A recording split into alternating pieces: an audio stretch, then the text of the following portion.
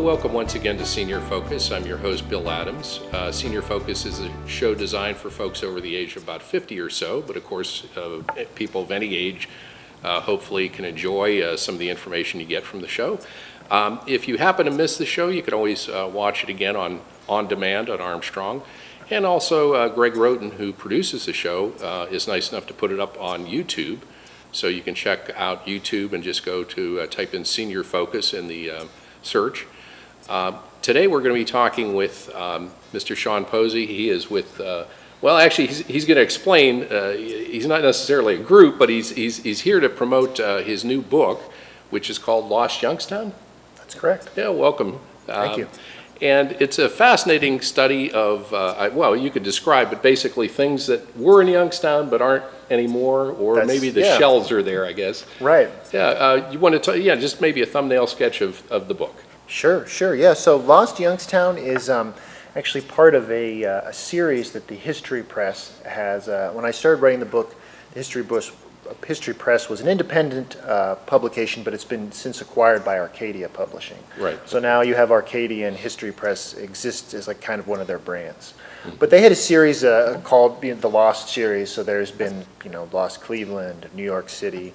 I believe last year they did one for Akron, Ohio. So they wanted me to do one for Youngstown. So there's a general outline that fits in with the series, but I was kind of given a pretty broad latitude considering what I wanted to cover. So Lost Youngstown basically is broken down into three sections.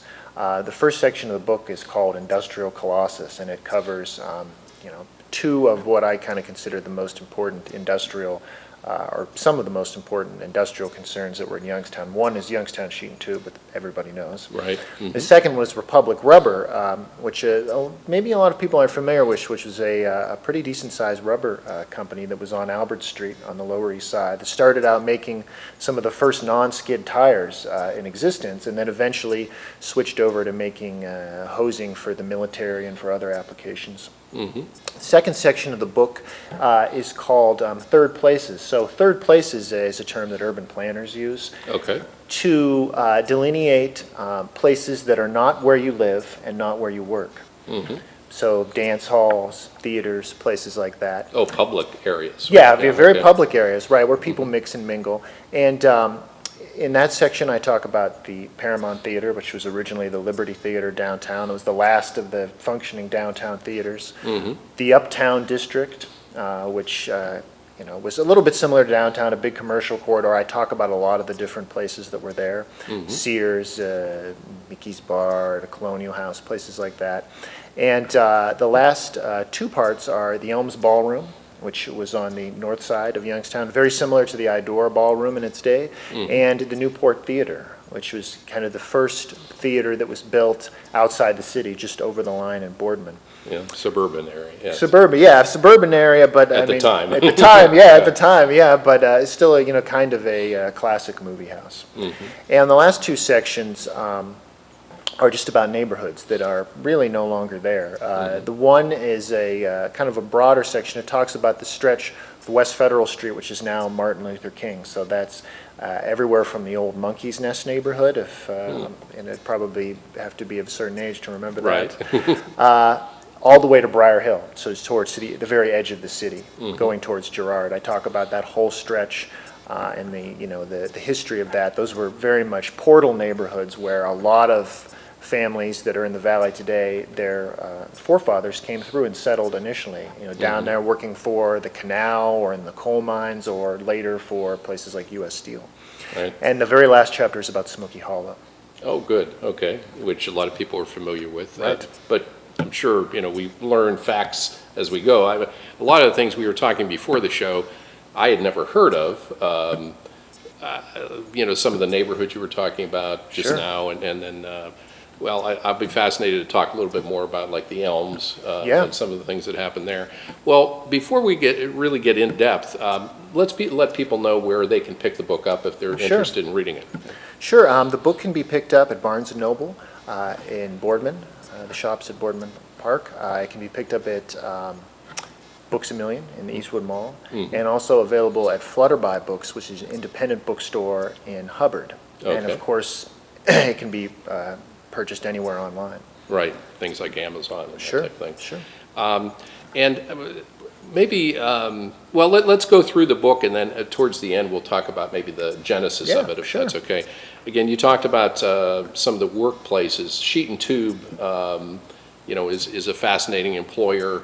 Thousands of people work there. Right. Are there some things that you learned in the course of your investigation, things that were new to you, or things that you think are, interesting to the public about that, both that and the rubber company? Absolutely. I had been researching actually sheet and tube for a while. When I was a graduate student at YSU, I worked on a project where we made a kind of exhibit that was focusing on, this was in 2009, focusing on the 50th anniversary of the 1959 steel strike, which was the largest in the nation at the time, and kind of the last big steel strike. And I looked at a lot of Youngstown sheet and tube there. But yeah, Youngstown sheet and tube, I think was important to cover because there was a lot of steel companies that were here, but Youngstown sheet and tube it bore the Youngstown name. Right. And it was run up almost to the very end by Youngstown boys. So kind of guys who had, even the CEOs were people who had like worked their way up to the very top and remained loyal to Youngstown. That's what I found interesting. Even when the company was beginning to diversify and build plants like out towards the Chicago area. Right. Because that's kind of where the steel industry was moving. They still very much wanted to keep the headquarters in Youngstown. They recognized this is where the company was founded, and there was a great deal of loyalty here to the company. So I found that very interesting that, in that day and age, that the CEOs and the top men in the company still had really kind of an incredible loyalty to the area after, even though the business was kind of taking them elsewhere. Right, right. And with the business that was on Albert Street, that was Republic Rubber? Republic Rubber, right. Right. Talk about the history of that and how that got started and what you learned about that company. Sure. So at the end of, to go back into some rather obscure history, at the end of the 19th century, there was like a consolidation of the local steel industry into some big conglomerates. So a lot of the small town, you might call them small iron producers at the time that got bought out by the big boys, they took that money and reinvested it into a series of local companies. One was Youngstown Sheet and Tube. Okay. The other one was General Fireproofing, which was on the north side, which became very famous for making office furniture. The other one was the Ohio Leather Company in Girard. Right. And the other one was Republic Rubber. Okay. And it was kind of an early effort, and it didn't really succeed in this sense, but an early effort to compete with the growing rubber industry in Akron. Because Akron at this time was just becoming known for rubber, and some of the more, I guess you might call it, some of the more adventurous local investors wanted to, in a way, compete with Akron and have a rubber company right here in Youngstown.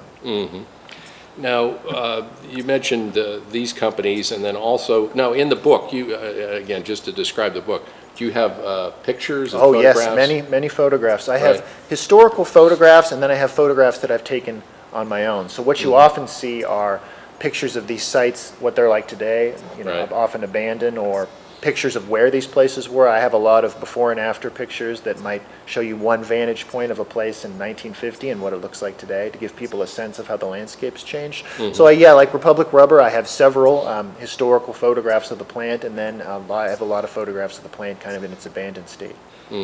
And we should say that you actually have background in photojournalism. Yes, that's right. Yeah. So this is kind of, again, maybe part of what drove you to do this. Right. Yeah. History Press really wanted me to kind of incorporate, historical photographs and photos of today to kind of, mix things up. So that was part of the book from the very beginning. Right. And then you mentioned some of the third place, is that the idea of, theaters come into mind and restaurants and things like that? Absolutely, yes. Would this be a good time to maybe talk about the Uptown area? Oh, yeah, sure, yeah. Go ahead, yeah. Yeah. So a lot of people, I think, will be familiar with the Uptown, and there was never really like a hard and fast definition of what the Uptown was, but it was kind of the center of Market Street in Youngstown. And in 1899, when they built the Market Street Viaduct, they actually, for the first time, people could easily move from the old part of the city into what became the south side. Right. So at its height, if you look at what we call the south side today, there were 70,000 people that lived there and 25,000 homes. So that's more Wow. people than live in the entire city today on Yeah, the that's south amazing, side. isn't it? Right. Yeah. Mm-hmm. So this is where the Uptown came from. It was just a business district to service that part of the city. But it became really well known for having maybe some of the best restaurants in the valley, like the Mansion Restaurant, which was on Market Street, the Colonial House, which is a very upscale restaurant.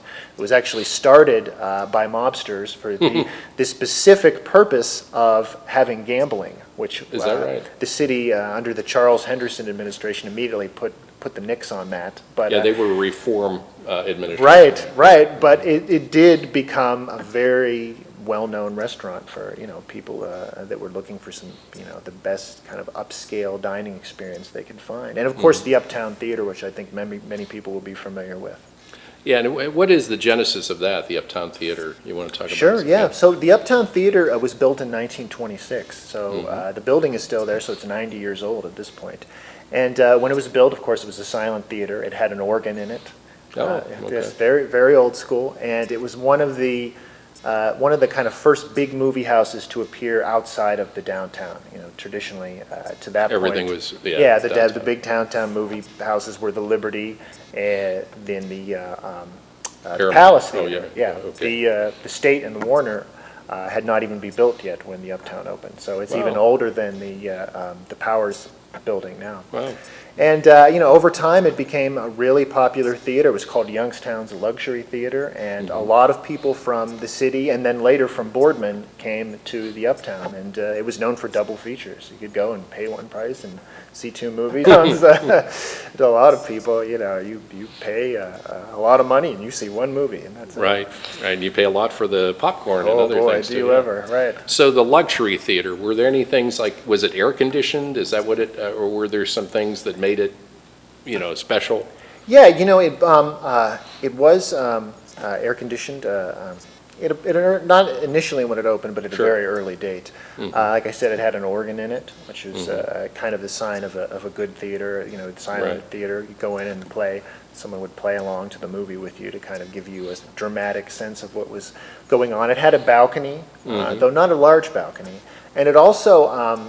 It was also known for taking reservations for certain movies, which Oh. normally did not happen. So that was kind of an interesting thing, and they've updated it a lot over the years. They improved the outside of the facade. In 1965, when they redid the facade, it was apparently such a good job that it appeared in Box Office magazine on the cover. Oh, okay, Which was a pretty big deal for Nationwide, yeah. a smaller mid-sized industrial city. So it was really, and then eventually when it stopped showing movies in the 1980s, it became famous for the home of Easy Street Productions, which of course is still around, and Right. they turned it into a live theater. Right, and I recall going to that, and I'm sure a lot of people would too. Now, just up the road from that, you had the Newport, and I've looked at, and it might have been through links that you have, but I've looked at some of the old-time links for the Newport, and I think that started in the 40s. Yeah, Is that right? Very early. So that was, again, a little expansion, one block outside the city. right. And you want to talk a little bit about the Newport? Sure, yeah, the Newport opened in 1942, and it was interesting because they had already started building, but it really opened kind of an inauspicious time right as America entered World War II. So Oh, boy, you have yeah. rationing on gasoline, men are going over to fight overseas. Yeah, so- bad time to open a Yeah, it business. turned out to be bad timing, but the theater was wildly successful from the beginning. And the people who built it, the Raffle brothers, or the Raffle brothers, really wanted to open a theater in Boardman. Boardman still only had like maybe about 12,000 people living there. It had just Okay. gotten like a rural post office a year before, but they, I think, saw that the population was starting to move out that way, and they thought that it was a good time to open a movie house for, like a neighborhood theater really, for people in Boardman, even though, as you mentioned, it was just right over the line. Right. And how about some of the theaters downtown? I think that's what a lot of folks, again, if you're over maybe in your 60s or 70s or even 80s, would recall the glory days, I guess. Do you want to talk about, again, some of those? Sure. Yeah.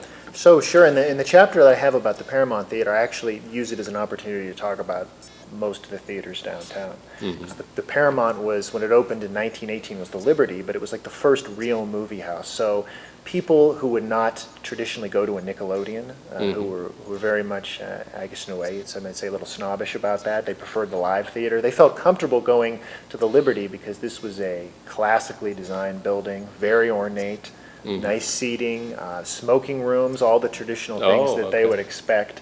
And so it was the first of what became the big four downtown movie theaters, which was the Liberty, later the Paramount, the State Theater, and then of course the Palace and the Warner, which were the biggest and the most ornate theaters downtown. But I talk about most of the theaters that were down there in the 20s and 30s, theaters that people might have forgotten about, like the Regent Theater on East Federal Street, the Strand on the Square.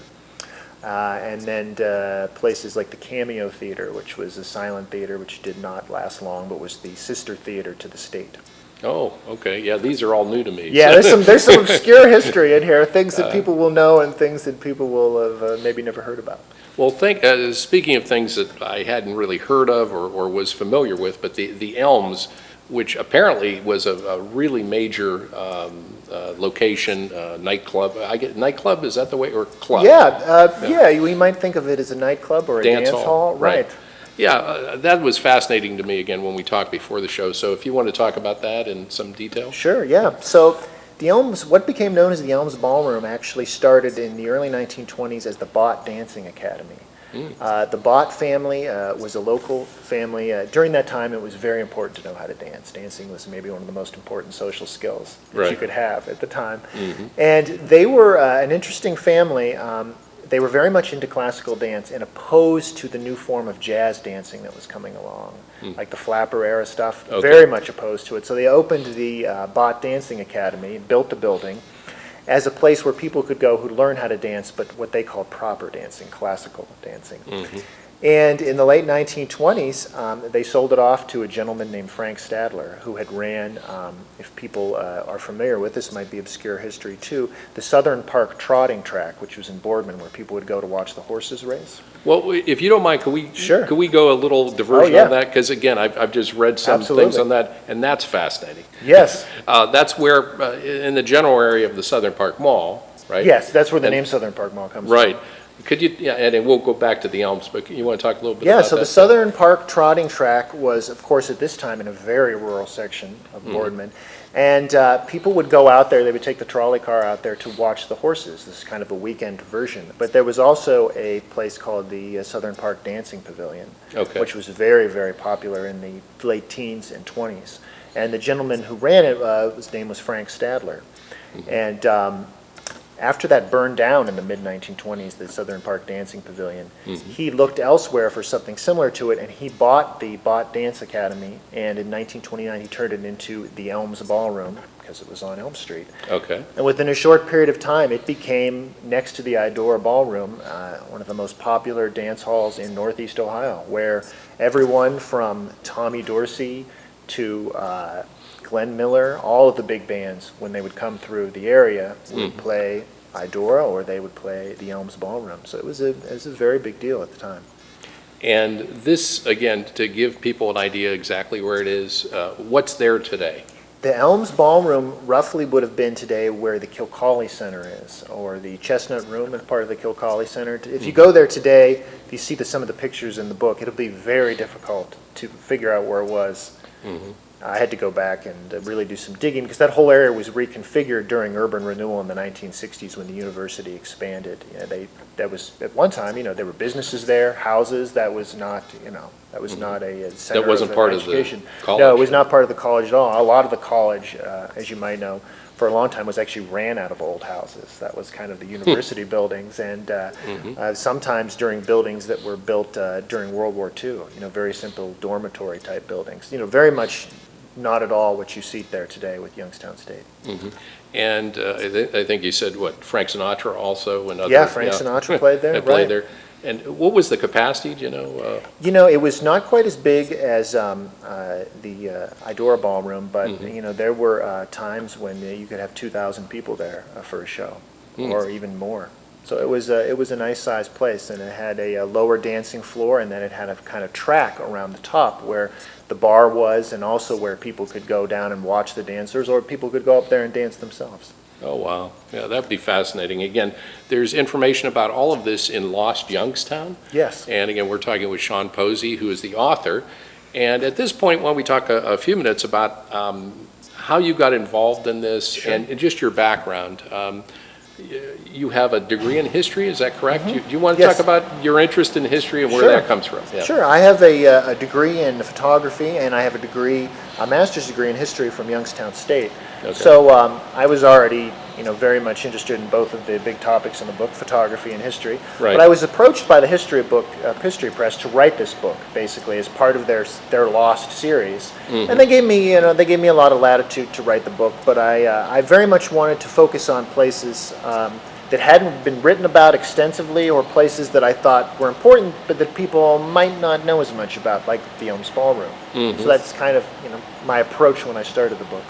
And you've got a couple things online. Basically, you have a Facebook page. Yes. And you also have an actual website. And you want to talk about those Sure. two things a little bit? So if you're looking for more information on the book, you can go to www.lostyoungstown.com, or you can go to Facebook and Twitter and search for Lost Youngstown. We're on both of those. Also on YouTube, we've made a series, along with a friend of mine, a videographer, Ron Flaviano. We made a series of promotional videos for the book based on the chapters in the book, all of which can be found on YouTube.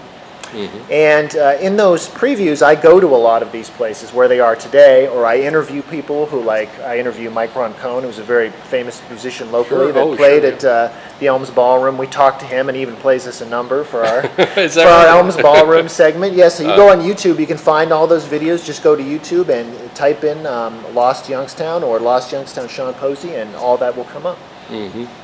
Now, we talked that you were doing some further research, and do you have other projects in mind, or Right, what yes. are you thinking about? Yeah. I'm working on a book right now about theaters, so this would encompass everything from the downtown theaters, which we talked about a little bit, theaters that were in other areas of the valley, like Struthers, Right. Camel, Girard, all these places, Hubbard, all had theaters. A lot of people might not remember. Warren, Ohio, of course, but I'm also probably going to be talking about the drive-in theaters and even some of the suburban theaters that popped up, like the Eastwood Mall and the Southern Park Mall theaters. Okay. So if people were interested in getting in contact with you, could they do that through the Facebook page or the website? Yes. Okay. You can contact me through lostyoungstown.com or through Lost Youngstown on Facebook. Those are two of the best ways to get a hold of me. Well, you had mentioned Struthers and Campbell, and I grew up in Struthers, but in Campbell, are you also involved, or do you discuss the homes there? I do. You want to talk about those? Sure. I talk about the Camel worker homes in the book, and we also have an entire YouTube segment, a video where we actually go to the Camel worker homes today, which are still standing. And these homes, which are located off of Robinson Road in Camel, when they were built in 1918, were the first prefabricated concrete homes in the world that were built. And they were built by Youngstown Sheet and Tube because 2 years earlier, their workers had rioted and burned down much of what was then called East Youngstown, which and today is known as Camel. And one of the main reasons was inadequate housing. So Youngstown Sheet and Tube built these houses and actually owned them for a long time until the government forced them to divest from actually owning housing. But the housing was very much built for the workers, designed to be safe, and designed to accommodate fairly large-sized families, which were typical at the time. But the buildings are so sturdy, even though many of them have become abandoned or even in some cases caught on fire, almost all of the original homes are still there today. And there's an organization called Iron Soup, which is actually working to try to rehabilitate these houses and get people into them. Right. I think they're doing one at a time, sort of. And Yes. I believe at this point they've actually had I think they're working on veterans, housing for maybe some veterans that would That's otherwise not absolutely have right. a home. Yes, So, housing for homeless veterans, and they've rehabilitated several of the structures so far. They have an office down there. They even have a little museum dedicated to steel workers and to the estates themselves. As part of your process of putting this book together, again, it's Lost Youngstown is the title, and your other work that you're doing, are you working with local history societies, or maybe describe the process of how you gather Sure. your information? Sure, I've gotten information from all over this. In the book, I rely a lot on interviews. I've done oral histories with a lot of different people, people who still live in the valley, people who used to live here, about their recollections. I've gone extensively and dug through newspaper archives, but I've also worked with the Mahoning Valley Historical Society, Right. Struthers Historical Society, Camel, really anybody in the area, even recently the Canfield Historical Society, which is where we are now, for my new project. So yeah, when you're an author doing history, you definitely rely on the kindness of strangers, not only to help point you in the direction of maybe old photographs or information, but also for interviews, people to tell you. There's nothing like a first-hand recollection of a place, because often that's something that you can't find in an archive anywhere. Right. And just like you mentioned, talking with like Mike Roncone, I mean, that would be fascinating, I think, to talk to somebody who was there, who played music there. Right. How about for some of the, again, some of the theaters and the restaurants? Do you recall some of the interviews you had, with some of the local folks who may have worked at, Sure. the Colonial House, for instance, or Right. something like Yes, that? Yeah. I interviewed some people who had actually gone to the Colonial House and recalled the grandeur of the place. I interviewed the daughter of the couple that owned Mickey's Bar, which was sure. maybe the longest running business in the Uptown, and she provided me with some photographs and really a trove of information on that place. I interviewed a gentleman who in the 1980s actually bought and tried to restore the Paramount Theater, and he talked to me about that experience, and maybe that might be something that people would be thinking about going forward when we look at what would be the future of places like the Foster Theater, which is still standing in That's Youngstown, true, and yeah. of course the Uptown, which still today, sits there at the corner of Market Street and Yeah, there are fascinating photos. I recall one of the Uptown and what it looks like today. You just think of the preservation of historic buildings. Is that something that you're hoping, maybe yeah. your book will spur some discussion? Yes, and I dropped some not so subtle hints in the book about places that people might want to think about preserving and rehabbing, because of course there was an effort to save the Paramount, which was unsuccessful, but I think that very much some of the older theaters that are still there, the Uptown, the Foster on Glenwood, and even places like the Robbins Theater in Warren, which is Right. still there, and there have been some efforts recently to try to repurpose that theater too. And I definitely think as a historian it's very important to preserve at least some of these places as examples of what the city's landscape used to look like, and as in something that younger people can see and kind of get in touch with the area's history, not just through a book but through real life. Right. And we're at towards the end here of the interview, but that's been very successful with some of the developments downtown. Yes. The Erie Terminal Building is a success story, I think. Absolutely. And hopefully the Stambaugh Building and others. So, Yeah. well, again, we're talking with Sean Posey. He is the author of LOST Youngstown, which is available today. Today, and yes. and further, you can go online at Amazon.com or any online source, or Barnes & Noble is an obvious place. And Yes. a couple other spots? Yes, Books Books A Million and the Eastwood Mall, and I always try to encourage people to also look at local bookstores, and as I mentioned, there's a bookstore in Hubbard called Flutterby Books, which will also be carrying the book, and I'll probably be speaking there sometime in May. Oh, good. Well, thanks, Sean, for coming on. Thank you. You've been watching Senior Focus on Armstrong's Channel 20 and 100. Thank you to Greg Roten, who brings the show to you. Again, if you missed any of the show, go to On Demand or go to YouTube and just type in Senior Focus. Until next time, thanks for watching.